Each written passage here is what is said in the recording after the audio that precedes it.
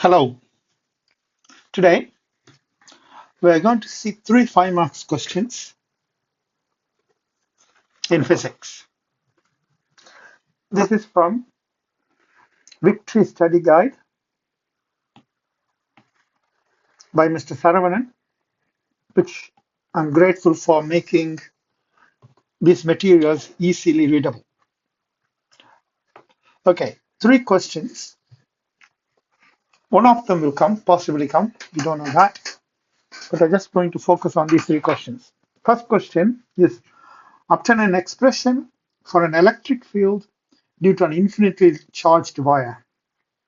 Now, the key word here is electric field, infinitely long charge wire, and what is missing is using Gauss's law. That's what's missing here. But I might ask question, using Gauss's law, obtain the expression for an electric field. Second question is, same thing, but this time, instead of a wire, it's a plane sheet. Again, it's an infinitely charged plane sheet. Same thing, electric field, and we are going to use Gauss's law. Third one is electric field of due to an uniformly charged spherical shell. It's a shell rather than a solid material here. Okay, it's a shell. Shell means you have like a football, for example. It is a shell. There's nothing inside it. Okay, so uniformly charged shell means the charges are on the surface of that sphere, a shell. Okay, spherical shell rather than inside. So I want you to clearly understand what that means by the shell. Okay. Now, in order to answer these questions, we always obviously need to understand electric field and what is Gauss's law.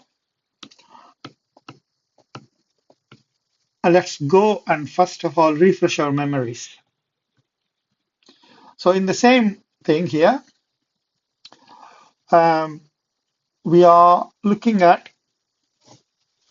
2 marks question maybe. Yeah. So what is an electric field? Define an electric field. The electric field at a point P at a distance of from a point charge Q is a force experienced by a unit charge. So what do you mean by this? So what do you mean by this is, let us say we have a location here and you place a unit charge. Unit charge means 1 coulomb charge. Okay, that's what unit charge means. And if you place a unit charge in an empty space, it won't feel anything. But if you place it inside a field, near another electric charge, for example, it will feel a force. If this is positive and that's positive, then it will feel a repulsive force. If it's negative, the other one is negative and this one is positive, it feels an attractive force.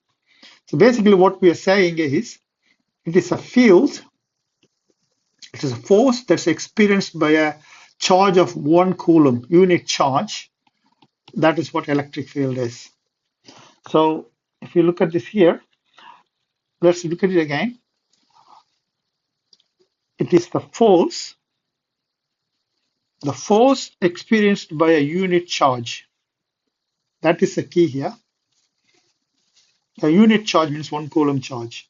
So the full explanation, electric field at a point P at a distance r from a point charge Q is the force experienced by a unit charge.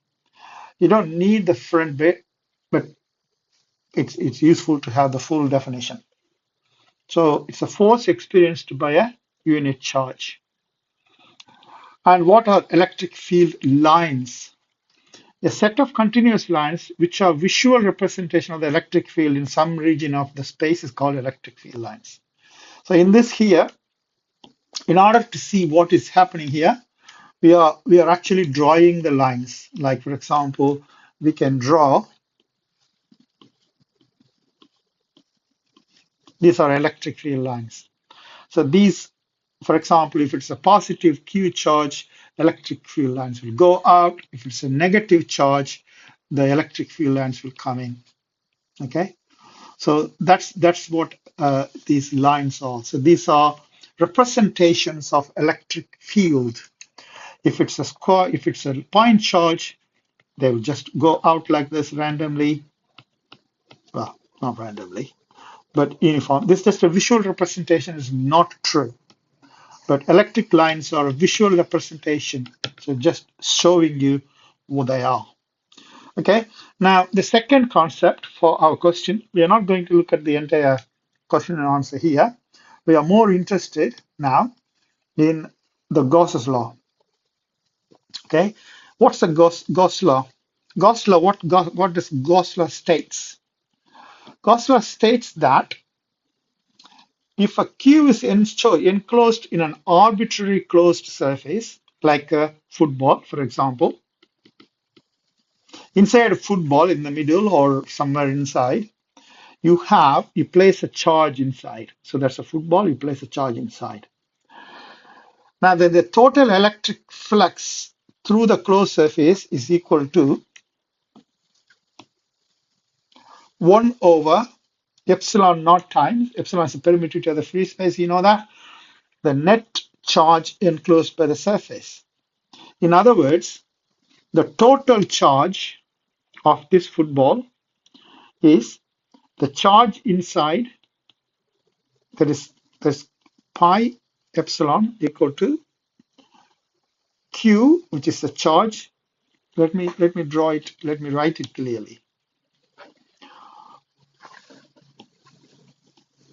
Pi, which is the electric flux, equals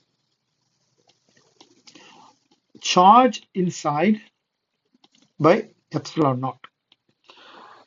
So it has to have an enclosed arbitrary surface like a football or any shape for that matter. And it is talking about total electric flux. Now, not talking about electric flux in one area, you're talking about electric flux in the total electric flux. Now, in here, the equation is electric field and then the entire area. This integration sign means the entire surface, entire closed surface area has to be done. Now, we are now discussing a new concept, which the concept is called electric flux. Electric flux. What is electric flux? Electric flux is the electric field lines crossing a given area kept normal to the electric field lines. This is defined as the electric flux. Now, electric flux not necessarily kept normal, but electric flux is the electric field lines crossing a given area. For example, in our example here, we have these electric fields. So you place an area like, say, your paper, and how many field lines, electric field lines, are crossing that area. Field lines, that's electric flux. There's number of electric field lines crossing a surface. In here, in this example, it is illustrative only. 5 electric lines are crossing this surface. So we are saying, for example, electric flux is 5, right? Now, just illustration, I'm not really talking about what happens in real life, but we are looking at that simple definition of number of electric lines crossing a given area kept normal to the electric field lines is called electric flux. Now, if it is not kept normal, then there's something else will happen. We look at that in those answers, all right? Now, so its SI unit is n m squared c minus 1. The next part, so what we know now, we know what electric field is. The electric field is the force experienced by a unit charge And this unit charge in a full definition is from a P, this definition here. Electric field at point P at a distance r from a point charge is the force experienced by a unit charge. Electric lines, field lines are continuous lines which are visual representation. They don't really exist in real life. And so that is the electric field lines. Now, what is an electric flux? We define electric flux as the number of field lines crossing a given area. It's called electric flux. Gauss law states that if a charge Q is enclosed in an arbitrary closed surface, then the total electric flux through the closed surface is equal to 1 by epsilon naught times. And so you are talking about E dot A Q inside by epsilon naught. Now, let's go back to the question here.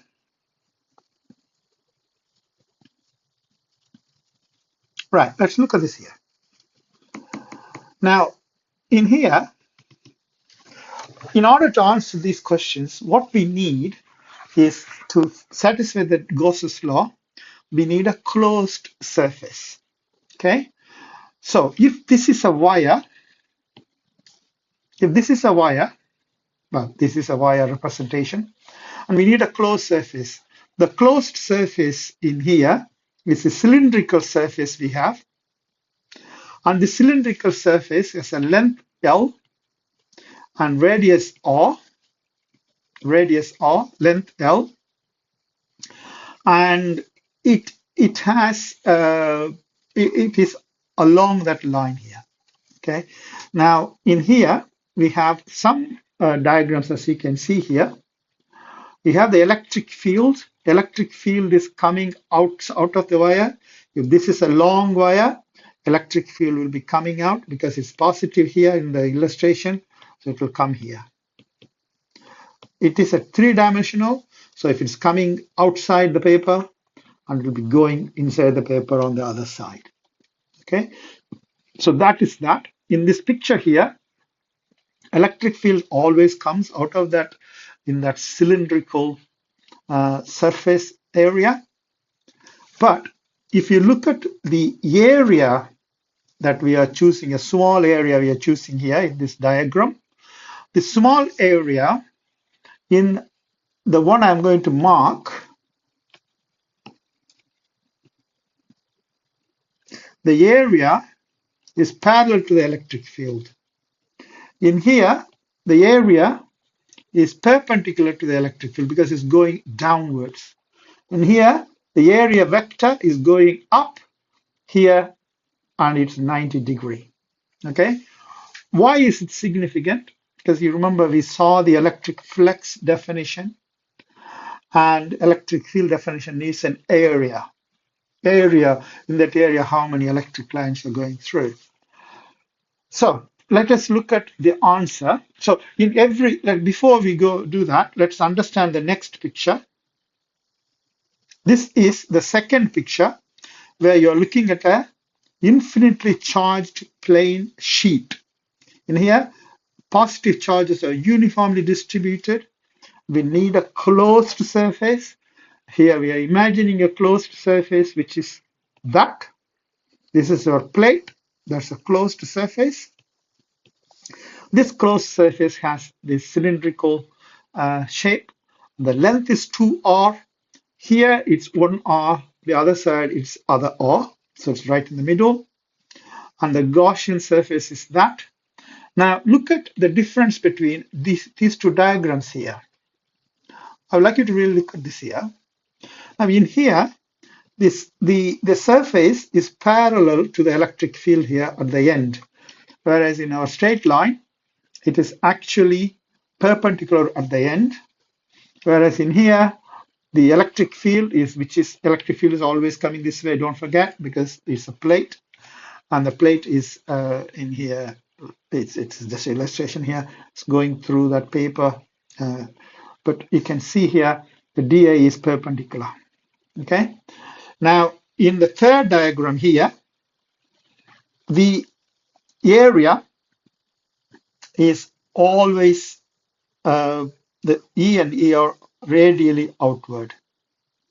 In other words, electric field is going this way, and the area will be which will be there will be always going to away. So they both are going outward.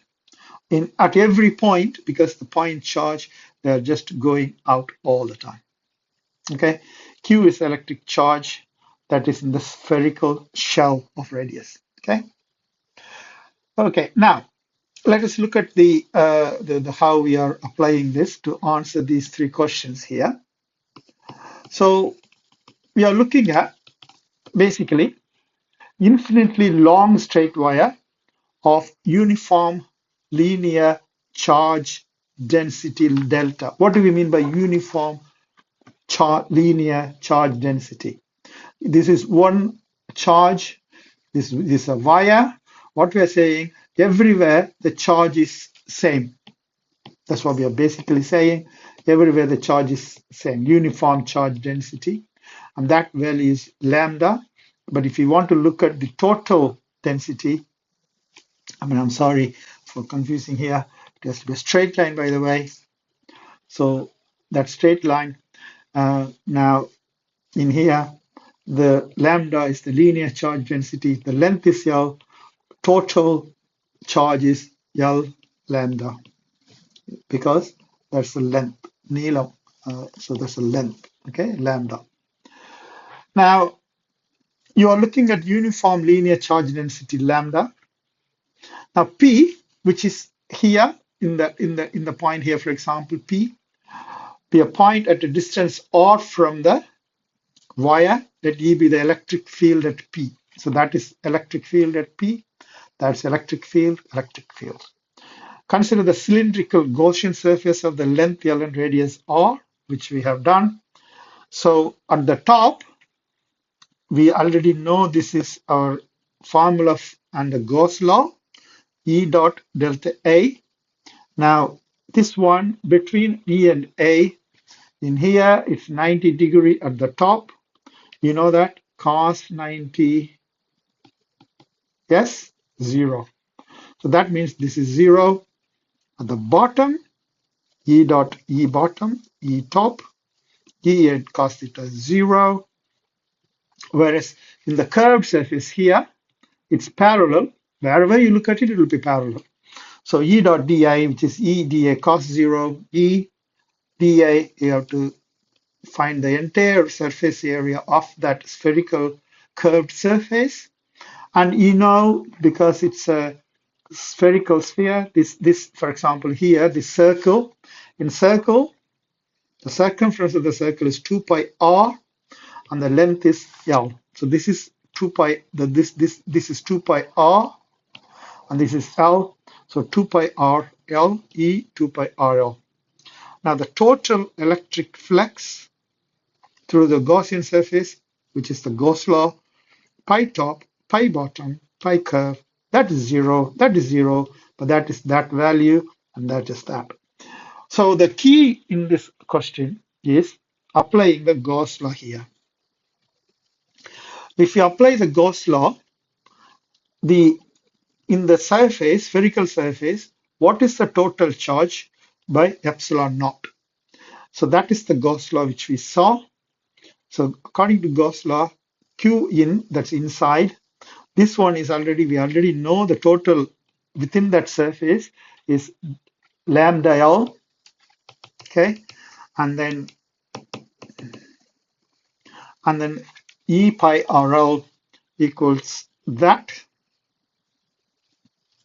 and L will cancel, and you leave E out, then lambda or E 2 pi R. Then if you want to have a vector notation, that R is a unit vector, is electric field. So unit vector is perpendicular to the curved surface outwards, which is going that way. Okay. Now, in here, in here, I think if my so we know that there's n, so there is a discrepancy here, and if you write n, then you do n to that kappa. Okay. So if lambda is positive, in other words, if the wire is positive, we know that electric field lines go outwards. That's what it's basically saying. Outwards the wire. If that is negative, it goes inside. That's what it's saying here. Okay. Now, obtain the electric. So in here, the step-by-step approach, you explain your experimental condition. Then you have three surface areas, do the equation, then the last one, and then you finally compare that with that. So if you follow the same methodology, the next question, but in here, that is a linear charge density, whereas here it's a surface charge density, and to differentiate it, we are using sigma. In other words, the surface charge density is uniform. Everywhere it is same. P is a point here, P dash is a point there, and electric field E will be at point P. And in other words, direction of electric field is perpendicular to the outward sheet. Consider cylindrical Gaussian surface of length 2r. I said 1r each side. Area of cross section is A. Then pi P, which is that end surface, that end surface in our Gaussian surface, that end surface. So E dA, that's 0 degree because electric field is there. So is the area going out. So E dA, integration. P the other side, same thing, E dA. Whereas in the curved surface, we know that it's 90 degree. There, see? It's 90 degree here.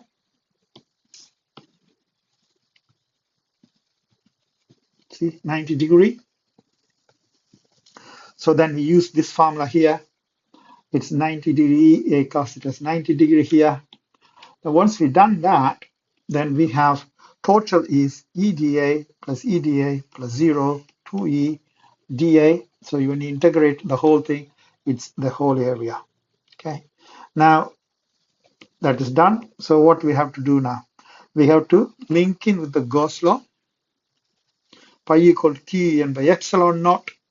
And Qn, we already know it's sigma times A. Sigma is uniform density, surface density times A. And that, the A and A cancel. And E equal to sigma by 2 epsilon naught. Again, if you want the vector notation, then you have that, and that's a unit vector perpendicular to the plane of the sheet outwards. So if sigma is positive, so if that's the plane of the sheet, if it's positive, the lines go outwards, and if it's negative, line comes inwards. Okay, so that's it. Now, spherical shell, this is the third question. This third question is actually your electric field definition. You'll find out why in a minute. In this third question, P be a point outside the shell at a distance R. So this is our the green, lightish green, bluish green is our spherical shell outside. There's a Gaussian surface that in that P. Electric field is flowing outward. If it is positive charge, inward. If it is negative charge, this is a Gaussian surface at a distance of R. So from here, that's a Gaussian surface. This is our charge shell. Since E, dA are along the radial outwards, we have theta equal to 0 because E goes outward like this. So it's the area which will be like going outward like this. That's 0 degrees. And then you know that if a test charge Q is placed on the Gaussian surface, by Coulomb's law, the force acting upon that equal to 1 by 4 pi epsilon Q naught by R square. Electric field, you know that E equals force by Q naught, which is equal to Q by R square. Since the element dA along the electric field, we have theta equal to 0, E dot del dA, E dA cos 0, E dA. Now this EDA, again, the whole area, you know that for a spherical surface, it's 4 pi r squared is the area. Q by r square, we already know the E value, which is that, which is our straightforward electric field definition. Q equal to Q by epsilon naught. This is known as Gauss's law.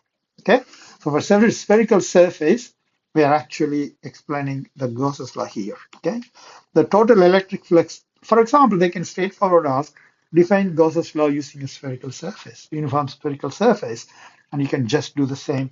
The total electric flux through the closed surface only depends on the charges enclosed by the surface and independent of charges outside the surface. The total so in other words, how many charges are inside that surface is going to determine the electric flux. The charge is there, then it's going to affect, it won't go to affect it because it's outside, only inside. Independent of the location. So for example, independent of the location means, for example, let us say there's a charge here. Let's say there's a circle here. And let's say this is a charge here. Let's say there's a cycle here. Okay. If the charge is same, electric flux will be same because the total number will be coming out of the closed surface. But don't forget it's a spherical like a football, so it will always be same. Okay.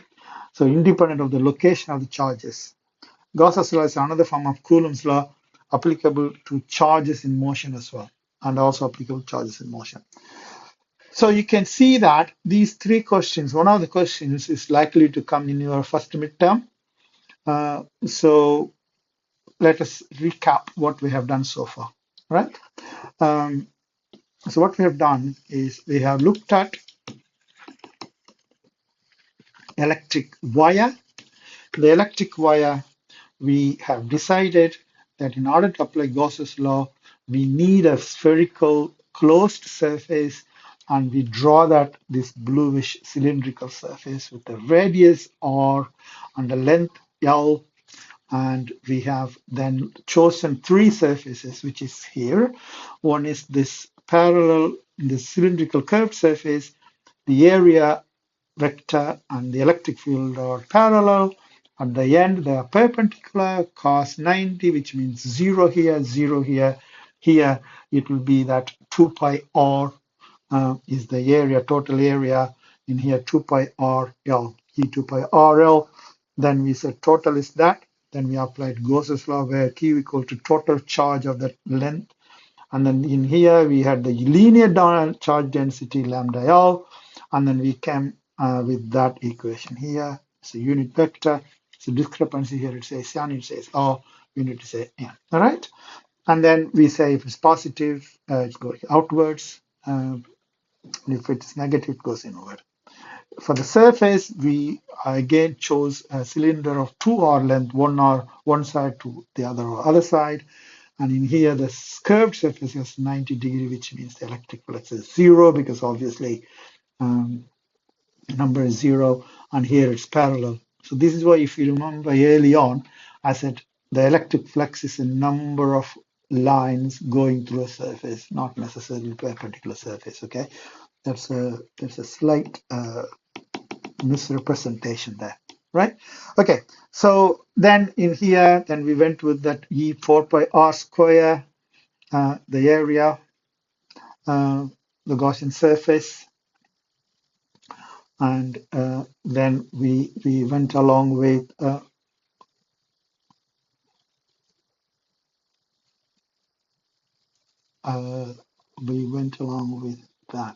Okay,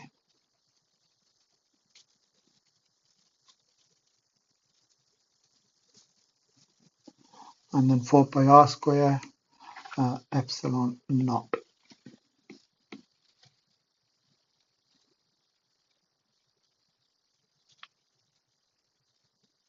right?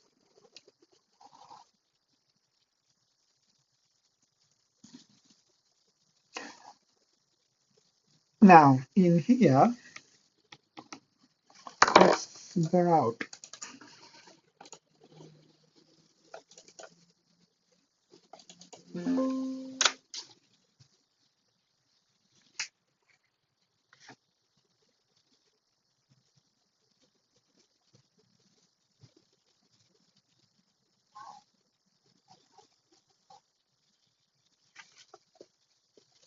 surface area.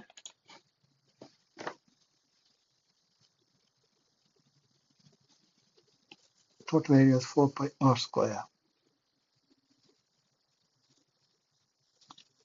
Right. So then we looked at this value here, and then in here, let's finish this.